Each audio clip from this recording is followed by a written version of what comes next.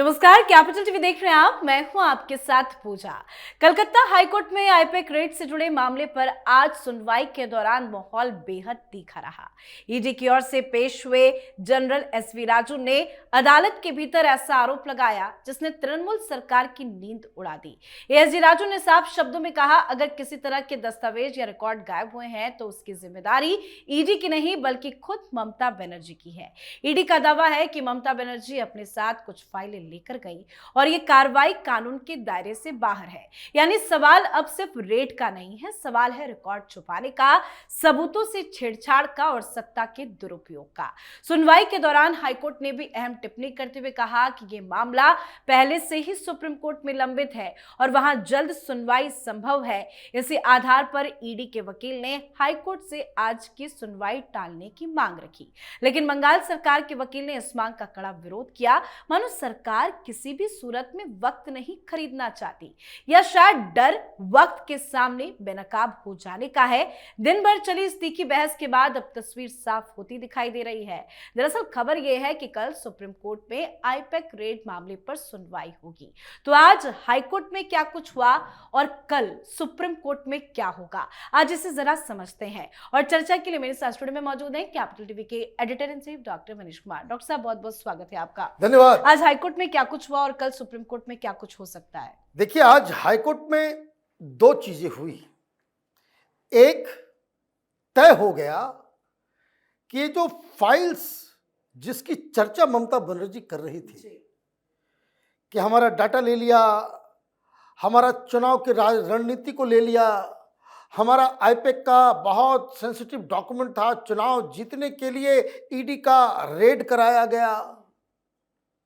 ये जो पूरा का पूरा जो उन्होंने याचिका जो दायर की उसको डिस्पोज ऑफ कर दिया, खारिज कर दिया कि चलो नहीं, ऐसा कुछ हुआ ही नहीं। ईडी के पास कोई फाइल नहीं है, ईडी ने कोई फाइल जब्त ही नहीं किया। जो कुछ भी जब्त हुआ, ये दूसरा पॉइंट है, वो ममता बनर्जी ने वो अपने साथ वो लेकर चली गई। यही आज हाई कोर्ट में तय हो गया। ईडी ने साफ कहा कि हम तो इकट्ठा कर रहे थे, ये आई और सब कुछ लेकर के चली गई। तो फाइल किसके पास है? फाइल ममता जी के पास है। क्या उनको ये फाइल रखने का अधिकार है? क्या एक इन्वेस्टिगेशन के दौरान आप वहां जाकर के ईडी को धमकी देना और उनके हाथों से एविडेंसेस छीन करके साथ में ले जाना, साथ में डीजीपी को ले जाकर के डीजीपी भी इस काम में ममता बनर्जी के साथ खड़े रहना और तमाम 50 के आसपास अधिकारी वो सामान लेकर के जा रहे थे, क्या ये लीगल है या इलीगल है? ये आज फैसला होगा। तो ममता बनर्जी की कोई लोकस स्टैंडाई तो है नहीं। संविधान के किसी कानून में नहीं लिखा हुआ है कि मुख्यमंत्री को ये अधिकार है कि वो घुस जाए और ईडी चलो साइड हटो, कहाँ तुमने ये सब क्या जमा कर रखा है, सब लेकर के चलो। ये इलीगैलिटी जो ममता बनर्जी ने किया, उसका फैसला अब सुप्रीम कोर्ट में होना है। तो कहने का मतलब ये है कि ममता बनर्जी को डबल झटका। हाईकोर्ट ने उनके प्ली को रिजेक्ट किया और जैसे ही ये प्ली रिजेक्ट हुआ, सुप्रीम कोर्ट के चीफ जस्टिस ने कहा कि डबल बेंच की 2 जजेस के द्वारा इस मामले को सुना जाएगा। और उन्होंने ये भी लिखा कि इसमें जो ईडी की तरफ से कंप्लेन किया गया है कि ममता बनर्जी, डीजीपी, सीपी और तमाम अधिकारी, इन लोगों ने आकर के वो एविडेंस को लेकर के चली गई है, इसके ऊपर सुनवाई होनी है। अब 3-4 चीजें और समझ लीजिए कि ये जो पूरा का पूरा इन्होंने जो आर्गुमेंट बनाया और जो ये बात हाईकोर्ट के अंदर भी उठा कि हम मुख्यमंत्री के रूप में नहीं, हम एक इंडिविजुअल टीएमसी के चेयरमैन के रूप में हम वहां पे गए। अब ये तो चलेगा नहीं। एएसडी ने बहुत तगड़ा जवाब दिया इसका। आपका जो पूरा देखिए, बात बहुत ही सिंपल है। यहाँ पे what we are dealing with, we are dealing with writ petitions. ये संविधान में अधिकार है कि आप अगर हाई कोर्ट है तो 227 और सुप्रीम कोर्ट है तो आर्टिकल 32 के तहत आप वहां जाकर के अपने अधिकार के तहत आप उस तरह का की मांग कर सकते हैं, लेकिन अधिकार आपका हनन होना चाहिए। आपके राइट्स की अवहेलना हो रही है तो यह अवहेलना हो तब तो ममता बनर्जी को पता नहीं किसने यह सजेशन दे दिया कि वो हाई कोर्ट गई कि भाई ये इलीगल जो छापेमारी की गई उसका ये पर्पस था, वो पर्पस था, और हमारे प्राइवेसी को वो डिफाइन कर रहे थे कि हमारे प्राइवेसी को ये कवर करता है, इसलिए ये जो है काम इलीगल है। दिक्कत कहां आ गई कि भाई छापा पड़ा है प्रतीक जैन के घर पे, छापा पड़ा है आईपैक के ऑफिस में, तो कंप्लेन की कौन करेगा? आइदर आईपैक या फिर प्रतीक जैन। यहां टीएमसी के एक नेता वो एप्लीकेशन दे रहे हैं, तो ये तो आप हर जगह से आपको मुंह की खानी पड़ रही है। अब सुप्रीम कोर्ट में जब ये मामला गया है तो सुप्रीम कोर्ट में बहुत अलग अलग तरीके से चीजों को रखा जाएगा, क्योंकि यह मसला एक चीफ मिनिस्टर के अधिकार का है कि क्या इस तरीके से गैर संवैधानिक तरीके से, इलीगल तरीके से क्या कोई मुख्यमंत्री बर्ताव कर सकता है, और अगर कर सकता है और अगर करता है तो उसके खिलाफ क्या कार्रवाई होनी चाहिए।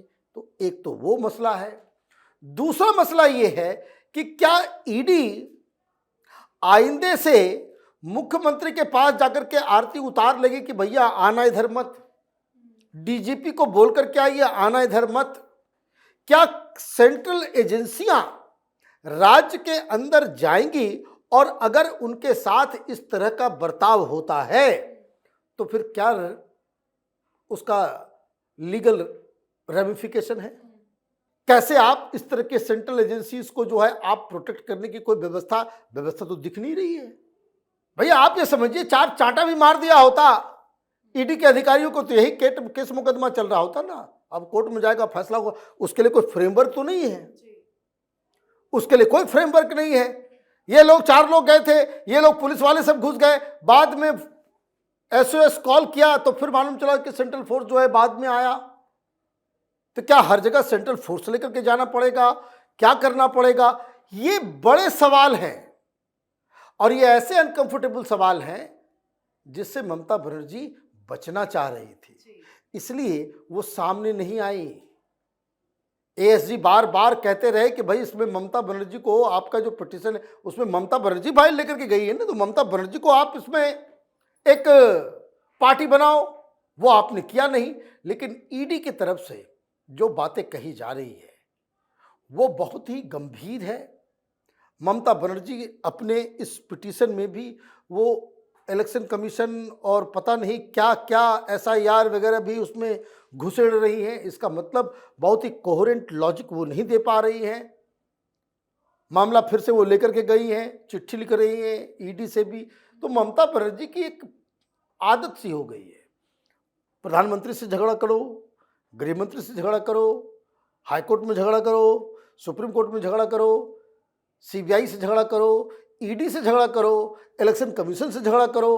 भाई कोई बचा ही नहीं है कि जिससे वो भिड़ंत नहीं कर रही है। और सबसे बड़ी चीज क्या है कि जब भी कोई इस तरह का ब्रेजन तरीके से इलीगल काम पश्चिम बंगाल में होता है तो सारी एजेंसियां, सारा सिस्टम वो इधर उधर झांकने लगता है। अब बात कहने में बुरा लगता है, लेकिन एक कहावत है कि अगर आप आंखें बंद कर लें तो पूरी दुनिया में अंधेरा तो नहीं होता ना। दुनिया देख रही है, सुप्रीम कोर्ट और तमाम सिस्टम वो आंखें बंद करके बैठा हुआ है।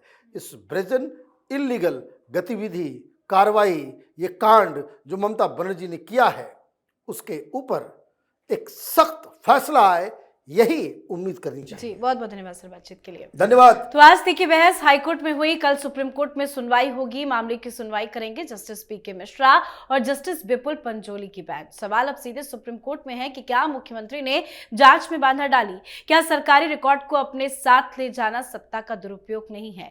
और अगर आरोप सही साबित हुए तो क्या ममता बनर्जी कानून के सामने जवाबदेह होंगी? तो आपको क्या लगता है? आप भी अपनी राय कमेंट करके लिखिएगा।